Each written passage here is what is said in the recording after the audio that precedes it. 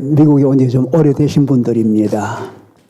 미국 살면서 여러분 미국에 오신 꿈을 다 이루셨어요? 많은 사람이 그 꿈을 이뤘다고 합니다. 미국의 꿈이 뭐예요? 잘 사는 거예요. 잘 사는 게 뭡니까?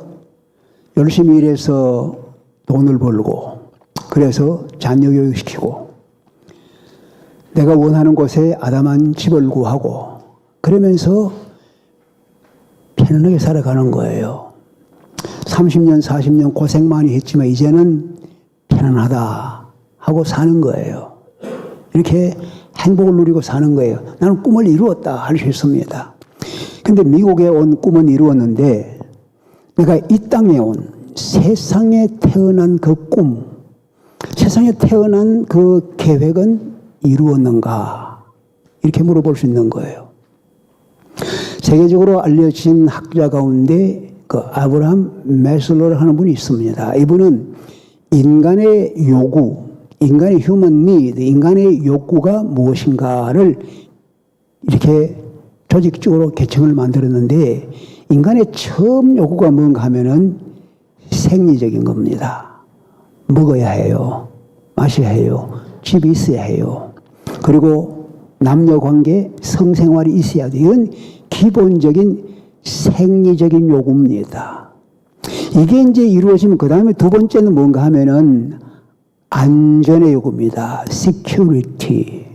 그러니까 우리가 집을 살 때 아무 데나 사지 않지요. 어디 가면 자녀 교육을 위해서도 우리가 걱정 없이 편안하게 도둑도 없는 곳에 범죄가 없는 곳에 살 수 있을까? 이걸 다 하는 거예요. 돈을 저축해도 어디에 저축하면은 우리가 안전한가? 이자를 많이 주는가? 그걸 시큐리티를 생각하는 거예요. 안전한 거 생각하는 거예요. 세 번째는 뭔가 하면은 소속입니다. 아무리 돈이 많아도요, 소속감이 없으면은 사람 사는 게 혼자 사는 법이 없어요. 여러분, 저 섬에 가서 혼자 사는 건 무슨 재미로 살아요? 같이 살아야 되는 거예요. 소속감. 우리 교회라는 것은 소속하는데 굉장히 좋은 거예요. 소속감. 나는 여기 속해 있다. 미국에 왔지만 미국에 속하지 않고 사는데 이 한인교회가 없으면 어디가 속하겠습니까? 참 문제가 많은 거예요. 네 번째는 뭔가 하면은 인정받는 겁니다. recognition. 자기가 인정을 받아야 돼. 아무리 돈이 많아도 인정을 받지 못하면은 사람 사는 맛이 없어요. 더군다나 남자들은 아내로부터 인정을 받아야 힘이 생겨. 부인도 마찬가지 남편으로부터 사랑의 인정을 받아야 힘이 생기는 인정을 받아야 돼. 여러분 우리 교회가 왜 문제가 많이 생긴지 아시죠? 지금 다른 데서 인정받지 못하고 교회 와서 좀 인정을 받아야 되는데 내가 인정을 못 받는다 이거예요. 인정 못 받는 게 뭐예요? 집사가 안 된다, 장로한다면 인정 못 받는다 생각하는 거예요. 그래서 분란 일으키는 거예요. 인정을 받게 돼 있는 거예요. 다섯 번째는 뭐냐면은 자아실현입니다. 내가 하고 싶은 걸 내 마음대로 하는 거예요. 미국 와 살면서 내가 하고 싶지 않은 건 공장에 들어가 일해야 되고 내가 사업해야 되고 내가 하기 싫은 것들만 할 때가 많아. 하고 싶은 걸 마음껏 이루어 나가는 그게 사람의 기본적인 요구입니다. 그래서 이 기본적인 요구들 그 다음에 심리적인 것도 있고 그 다음에 종교도 다 올라가지만 그러나 이 하나하나 요구를 만족시켜야 돼요. 이거 하나가 빠져가면은 만족이 안 되는 거예요. 여러분과 제가 잘 사용하는 애플, 컴퓨터도 있고 전화기도 있고 애플 창업자가 스티브 잡스입니다. 이 사람이 2011년도에 56세 나이에 죽었습니다. 그가 죽을 때에 그가 산 인생을 한탄하며 죽었다는 거예요. 그게 마지막에 그가 남긴 얘기가 2015년에야 발표가 됐습니다. 자기와 많은 사람들이 자기는 성공의 절정에 이르렀던 사람이다. 성공을 최고로 누린 사람이다. 돈도 많이 벌었지만 그 만들어낸 거 얼마나 좋아요. 그렇게들 생각을 했어요. 그런데 그가 자랑하고 누린 그의 부와 명성이 죽음 앞에서는 아무런 의미가 없다. 나는 일하는 즐거움이 모든 즐거움이었어. 가족도 친구도 다른 것도 없이 일하는 즐거움을 가졌어. 다른 걸 자녀들도 돌보질 못했어. 나는 가고 싶으면 비행기를 부르고 택시를 부르고 돈 벌고 싶으면 기사를 만들어서 일 몇 개 하고 일을 몇 개 써 다른 사람이 할 수 있는데 내가 본 것은 다른 사람이 대신해 줄 수가 없구나.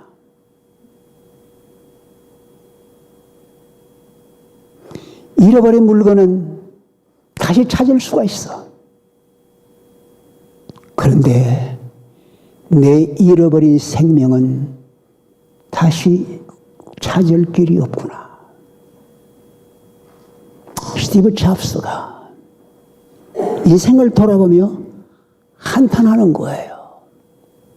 돈이 많습니다. 명성이 있습니다. 그러나 그것이 그에게 만족이 안 되는 거예요. 예수님 때에 어떤 사람이 뛰어오더니 예수님께 무릎을 꿇었습니다. 선생님, 뭐 원하나? 내가 어떻게 해야만 영생을 얻을 수 있겠습니까? 질문을 했어요.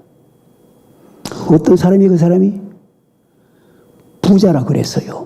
성경에서 부자라면 진짜 부자입니다. 얼마나 부자인지 모르지만 부자라 그랬어요. 두 번째는 그 관원이라 그랬어요. 와, 관직이 있어요. 아주 권력이 있어요. 하고 싶으면 갈 수 있는 사람이에요.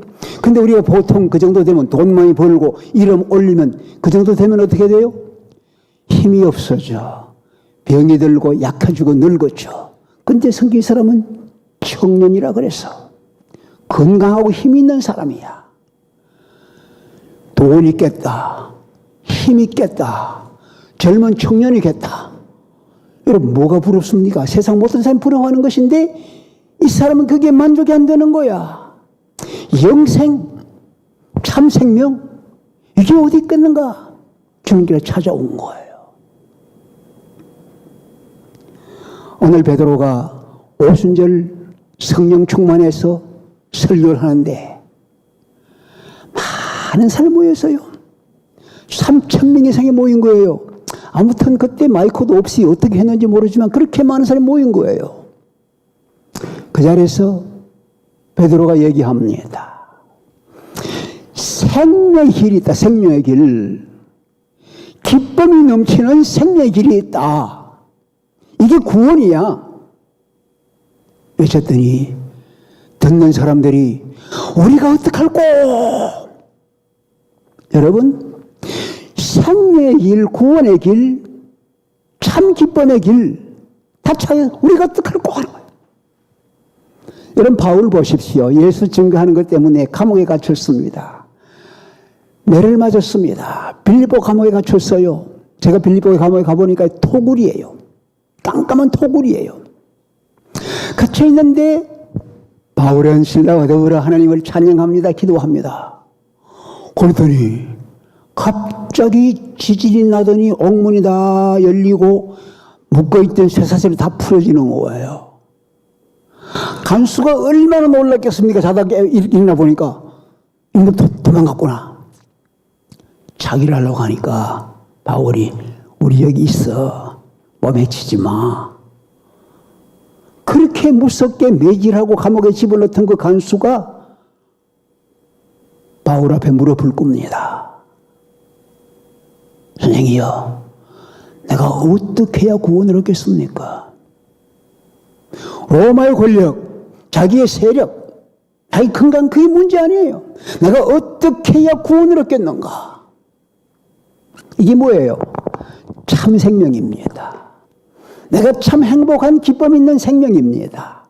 건강한 생명입니다. 이걸 어떻게 하겠냐요? 돈, 명예, 인력 맞는 거? 이게 아니구나. 이게 아니구나.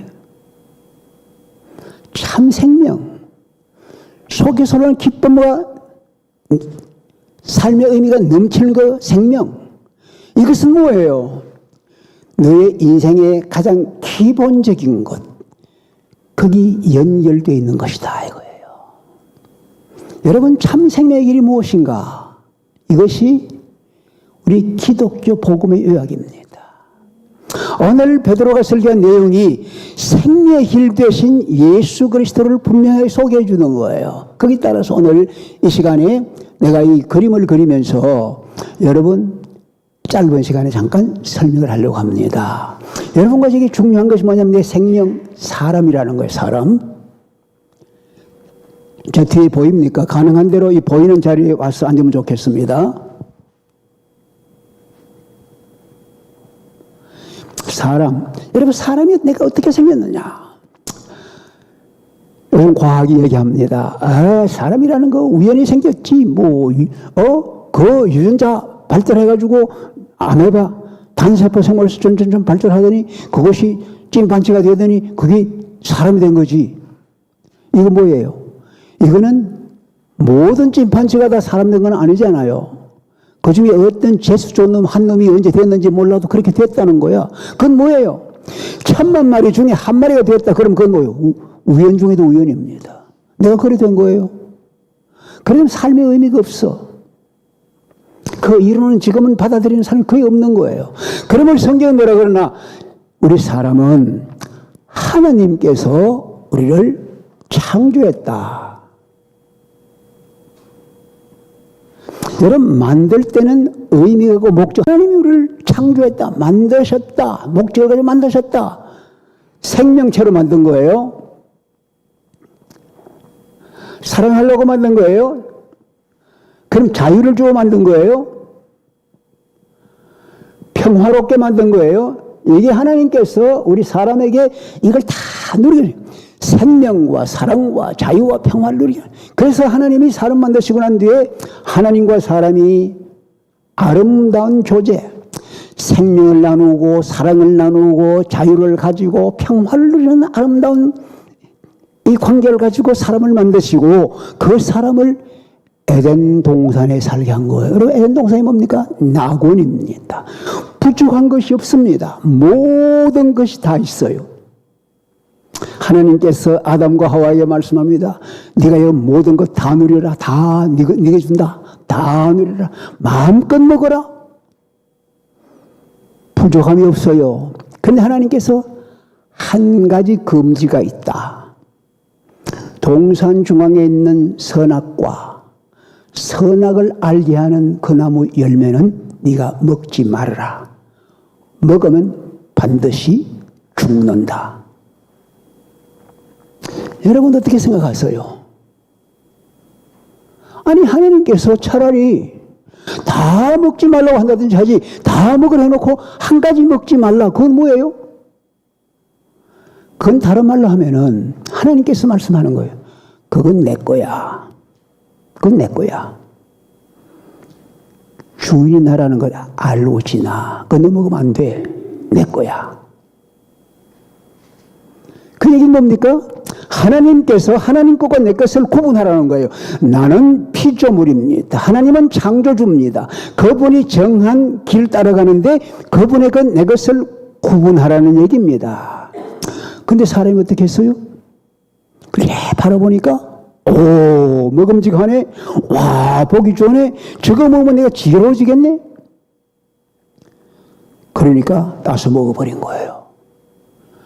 여러분, 선악을 따서 먹었다는 얘기는 뭡니까?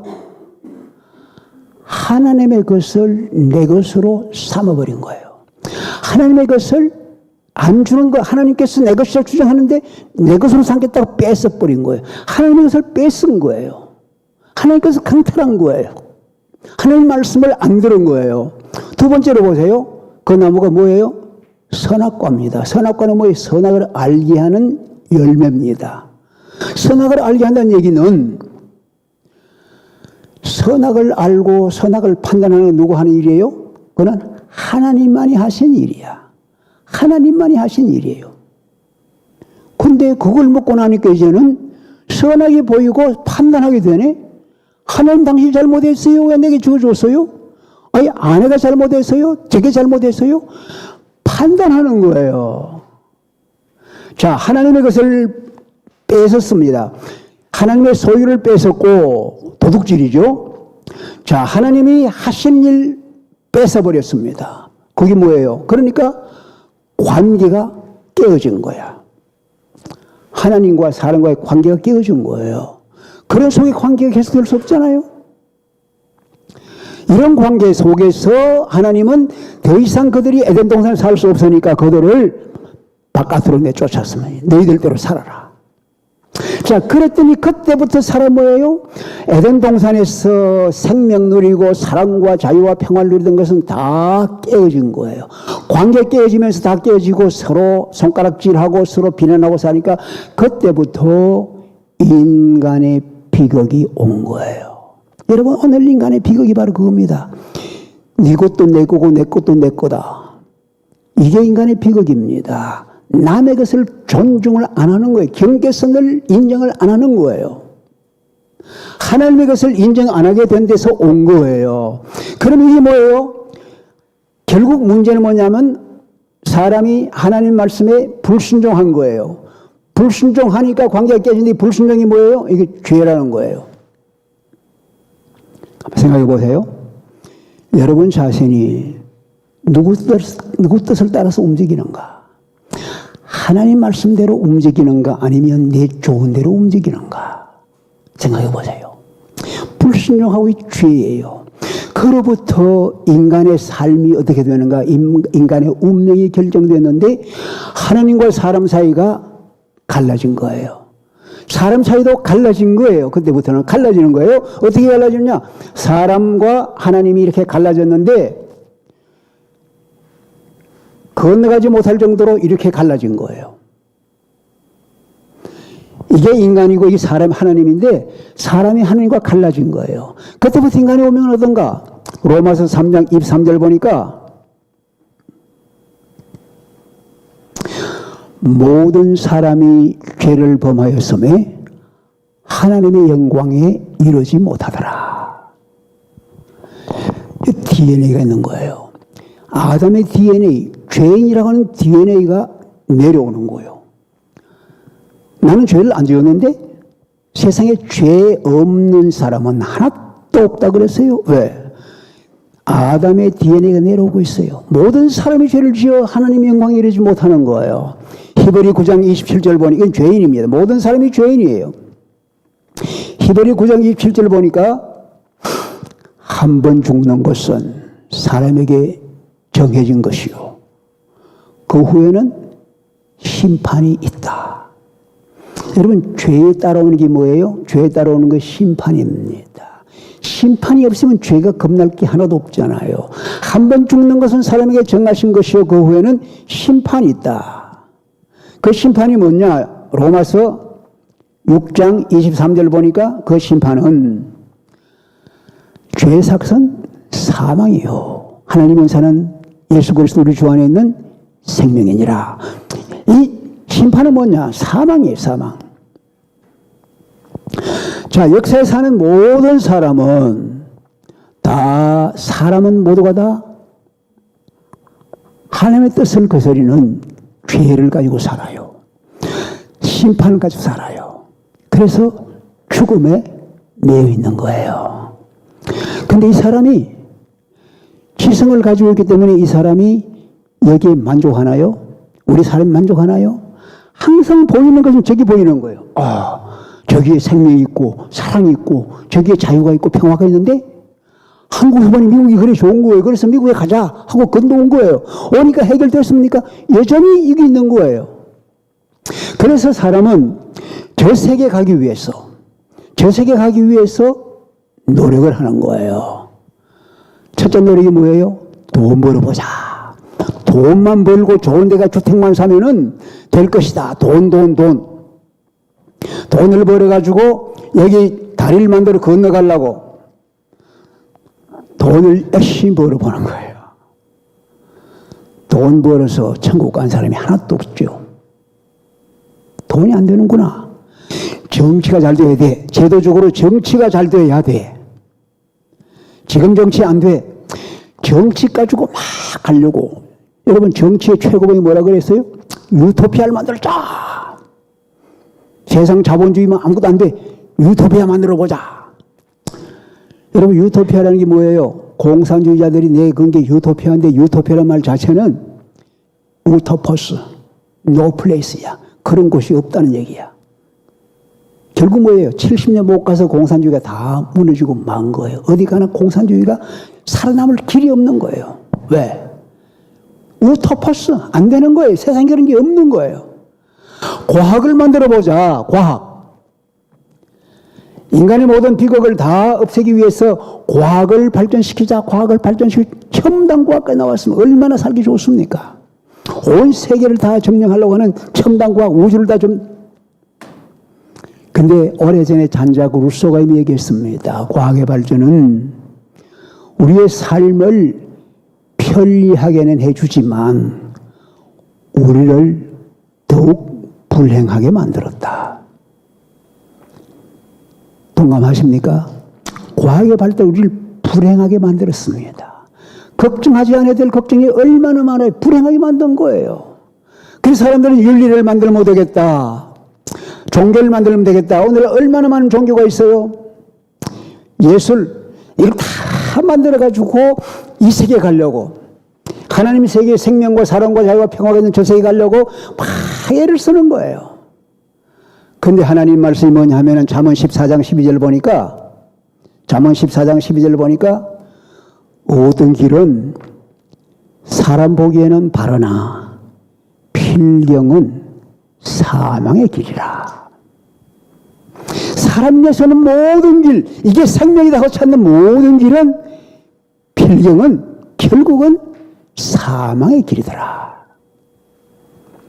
인간은 여전히 죄로 인한 심판을 두려워하고 죽음 가운데 헤매고 있는 거예요. 고난당하는 거예요. 하나님 그걸 내다보시는 거예요. 야, 불쌍하다. 내가 만든 창조물인데, 내가 사랑해서 만든 내 형사로 만든 이들이 이렇게 고생을 하고 비참하구나. 내가 도와야지.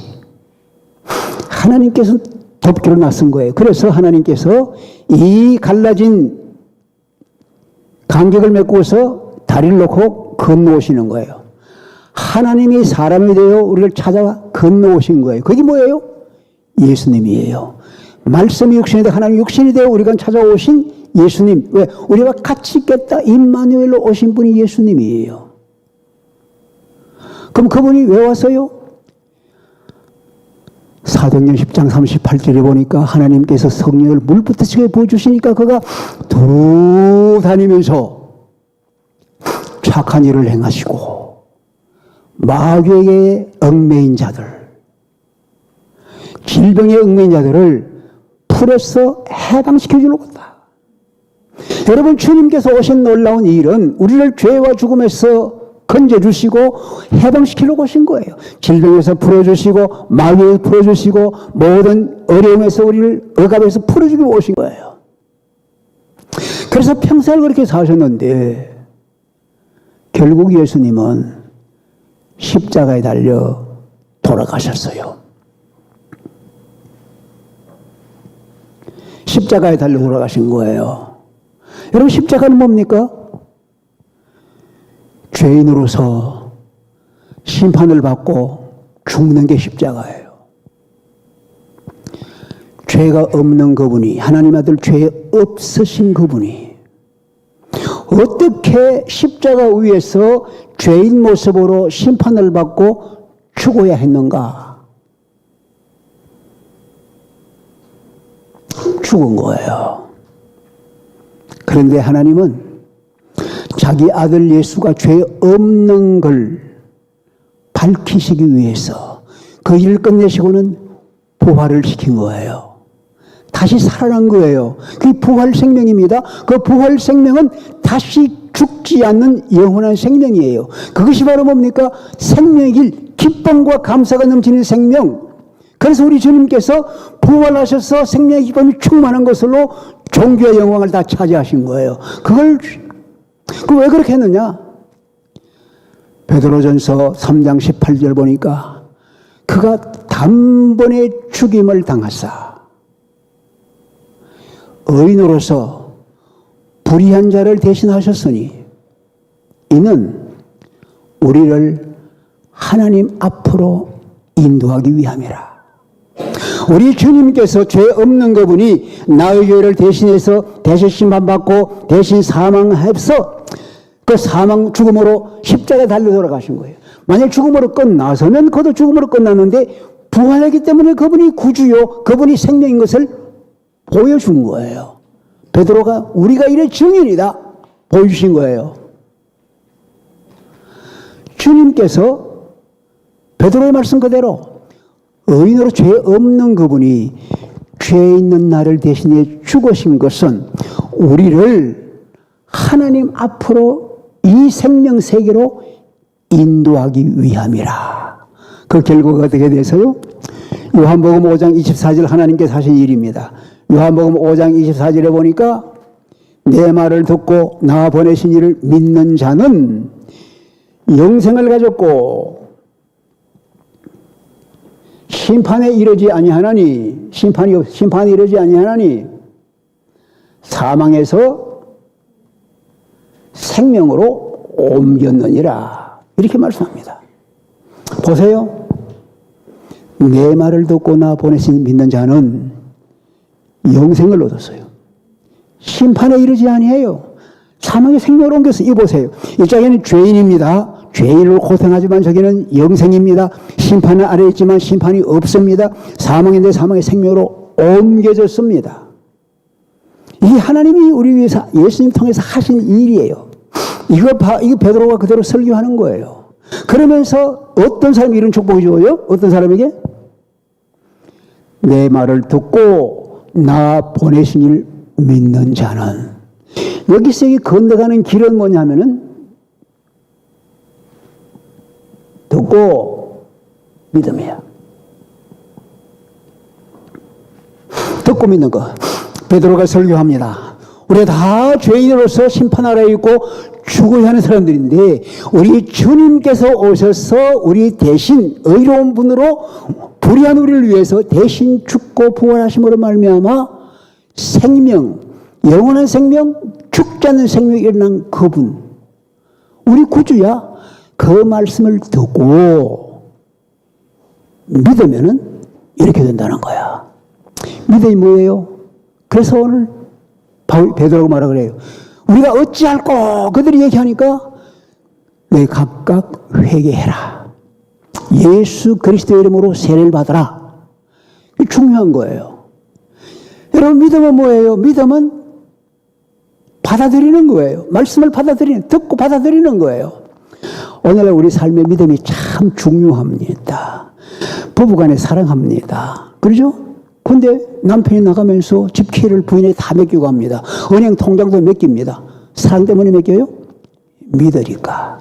가지고 도망가지 않겠지. 믿으니까 맡기는 거예요. 여러분 열심히 벌어가지고 은행에 돈 맡깁니다. 믿으니까 맡기는 거예요. 여러분 몸이 아플 때 의사한테 갑니다. 몸을 먹여 옷 벗으라면 옷도 벗어야 돼요.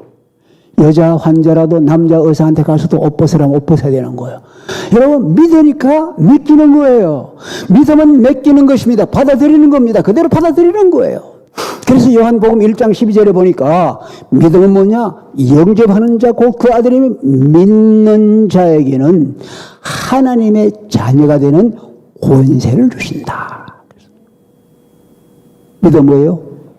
영접하는 거, 영접하는 거. 예수님을 믿고 받아들이면은 세례받는 건 뭡니까? 세례받는 것은 그분을 받아들여서 예수님과 내가 하나가 되는 거예요. 그래 되면 우리 죄가 용서되고 주님과 한 몸을 이루는 놀라운 축복이 일어나는 게 이게 세례입니다. 할렐루야. 믿고 받아들이면은 영생을 가지고 심판이 이르지 않고 사망의 생명으로 옮긴다. 자. 여러분 오늘날 세계 인구가 7억입니다. 75억입니다. 그 75억을 나누면 둘로 딱 분간할 수 있어요. 한쪽 사람은 이런 사람이에요. 뭐 인종이 어떠하든지 성별이 어떠하든지 돈이 얼마나 했든지 간에 한쪽은 다 이래요. 죄로서 심판받고 사망에 처한 사람이에요. 그런데 다른 한쪽은 죄와 상관없이 영생을 소유하고 심판에 받지 않고 사망의 생명으로 옮긴 사람들이에요. 이 둘 중에 하나밖에 없어요. 제가 여러분에게 묻습니다. 여러분은 이 둘 중에 지금 어디에 속해 있으세요? 이쪽에 있으세요? 이쪽에 있으세요? 가만히 생각해 보세요. 중간은 없습니다. 중간은 떨어져요. 중간은 없습니다. 다리가 없으면 중간은 떨어지고 없습니다. 그럼 한테 물어봅니다. 이 둘 쪽 가운데 어느 쪽에 있고 싶으세요? 나는 이곳에 있겠습니다. 그러면 아멘 하시죠? 나는 이곳에 확실히 있고 싶습니다. 그러면 아멘 하시죠? 할렐루야. 이곳에 있는 거예요. 다 원하는 거예요. 이곳에 있는 길은, 이곳에 있는 길은 간단합니다. 듣고 믿음에 영접하는 거예요. 요한복음 1장 10 아까 말씀드린 대로 영접하는 자 곧 아들의 믿는 자는 하나님의 자녀들은 권세를. 그러면 어떻게 영접하느냐? 영접, 믿음은 영접이야. 예수님을 영접해서 예수님과 하나가 되면 되는데 어떻게 영접하느냐? 요한계시록 3장 20절에 보니까 주님께서 말씀해요. 볼지어다. 내가 문 밖에 서서 두드리고 있다. 누구든지 내 음성을 듣고 문을 열면 내가 그에게 들어가 그로 더불어 먹고 그는 나로 더불어 먹으리라. 지금 누가 문 밖에 서 계시는 거예요? 주님께서 서 계신, 내가 문 밖에 서 있다 그래요. 그 문은 뭘까요? 교회 문, 집 문도 되겠죠? 내게 말씀할 때 그 문은 뭐예요? 내 마음의 문이에요. 내 마음의 문. 주님이 내 마음의 문 앞에 오셔서 문을 두드리시는 거예요. 그 문고리는 바깥에는 없습니다. 안에서 열어줘야만 들어가게 되어 있어요. 가만 생각해 보세요. 오늘 주님이 우리 앞에 오셔서 내 마음의 문을 두드리시는구나. 내가 신앙생활을 얼마나 오래 했다. 내가 예배에 얼마나 참여했다. 따지는 게 아닙니다. 주님은 우리 속에 오셔서 내 개인적으로 나와 인격적인 관계를 맺자는 겁니다. 내가 네 속에 들어가 내가 너와 하나가 되고 너는 나와 하나가 돼서 같이 교제하며 지나고 싶다. 그럼 어떻게 하면 문을 열고 모실 수 있어요? 기도하는 거예요. 기도. 어떤 기도요? 이렇게 하면 되는 거예요. 내가 기도할 때 들어보십시오. 주님, 나는 내 마음대로 뜻대로 살아간 죄인입니다. 내 죄를 인정하고 회개하며 나를 사랑하사 나를 대신 죽으시고 부활하신 생명의 주님을 모시고 살고 싶습니다. 주님, 내 마음의 문을 엽니다. 들어오시옵소서. 나의 주가 되시옵소서. 나를 하나님의 자녀 삼아주시니 감사합니다. 나에게 영생 주시니 감사합니다. 하나님의 자녀답게 살게 하옵소서. 아멘. 여러분, 이 기도가 여러분께서 드릴 수 있는 기도입니다. 여러분이 기도를 원하시면은 내가 한마디 할 테니까 따라 하시면 되겠습니다. 여러분, 고개 숙이시고 진심으로 기도하면 좋겠습니다. 주님, 따라 하세요. 주님, 나는 내 마음대로 살아간 죄인입니다. 내 죄를 깨닫고 회개하며 나를 사랑하여 나를 대신 죽으시고 부활하신 예수님을 모시고 살고 싶습니다. 내 마음의 문을 엽니다. 들어오셔서 나의 주가 되시옵소서. 나를 하나님의 자녀로 삼아주심을 감사합니다.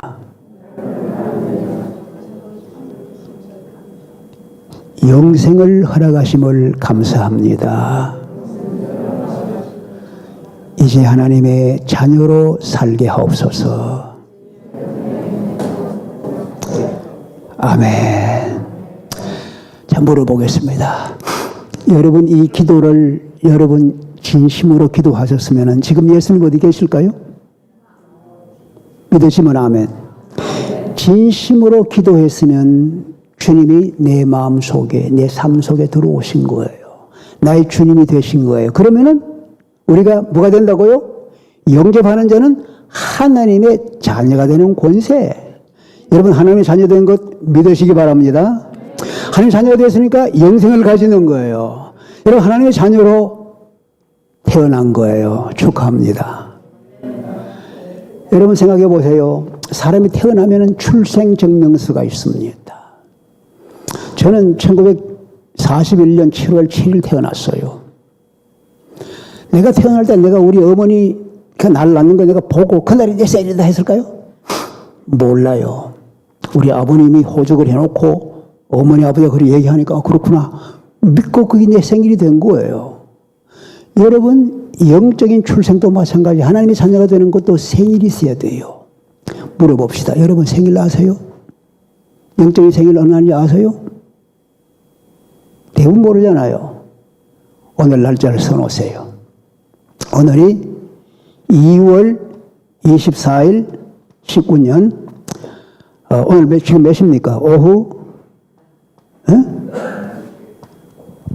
Let me see.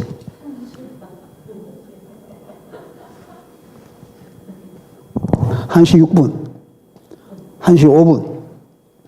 자, 이게 뭐냐면 여러분 어디서? 전 하나님교회 예배당에서. 이게 여러분 출생증명서입니다. 사람들이 얘기합니다. 뭐 네가 하나님의 자녀라고? 내가 하나님의 자녀라고 뭐 마음이 화끈하지도 않고 뭐 뜨끈하지 변화도 없는데? No problem.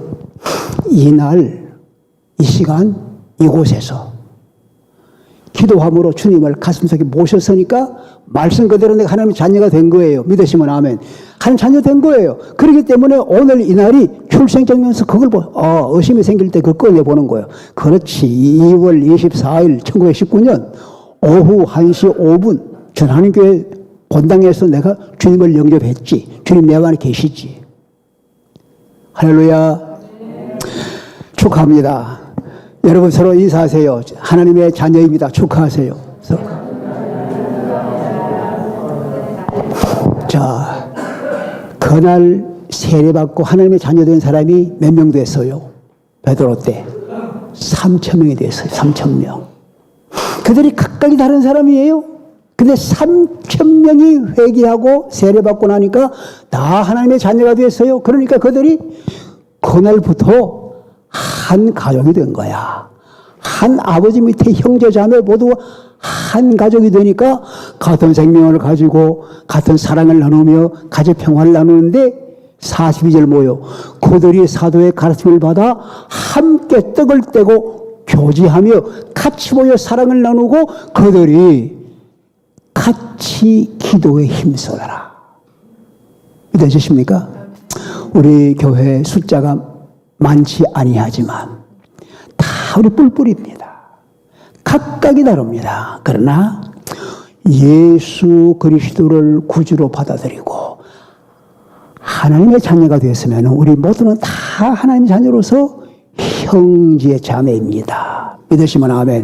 옆에 분에 우리 한 형제 자매입니다. 악수하면서 옆에 분에게 우리 형제 자매입니다. 집사님, 우리 형제 자매입니다. 우리 함께 형제 자매가 되어서 서로 사랑을 나누는, 그래서 우리는 오늘의 우리 삶은 단순한 오늘이 아닙니다. 부활하셔서 다시 죽지 않는 영원한 생명을 가지는 큰 기쁨을 가지는 공동체, 주의 사랑을 나누고 함께 기쁨을 나누고 자유함과 평화를 가지는 복된 공동체, 이 공동체 가족을 기뤄나가고 우리 속에 기쁨이 넘치는 우리 모두 되기를 주의 이름으로 축원합니다. 다 일어서십시다. 다 일어서시죠.